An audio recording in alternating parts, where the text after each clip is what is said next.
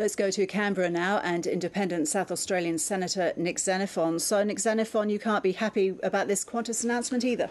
Well, not at all, and Qantas can't credibly call Australia home anymore. It is just incredible that Qantas is going down this path, and I agree with Steve.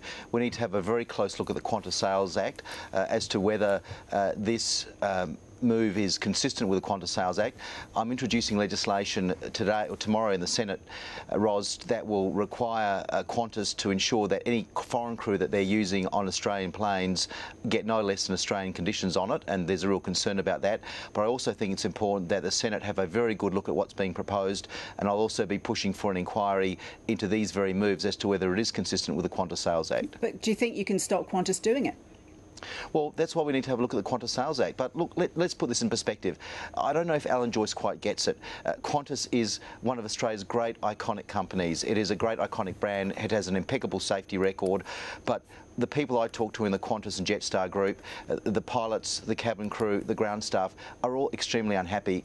The morale in the Qantas group is at an all-time low, and it's because of these sorts of moves. And I think that Alan Joyce needs to appreciate the value of his staff, the value of his the many thousands of Qantas employees, and this move today is really just giving them a big poke in the eye. And what might this do to Qantas's Australian customer base, given that a lot of people do fly Qantas because it is the national carrier? Well, it will dilute it again. We're seeing this is a move that I think Qantas will rue the day. Look, Qantas has built up an impeccable, world-class reputation over 90 years. That reputation can be diminished very quickly with these sorts of moves, and that's why I think Alan Joyce needs to reconsider it, and I'm hoping that the Senate will have a very thorough inquiry into what Qantas is planning.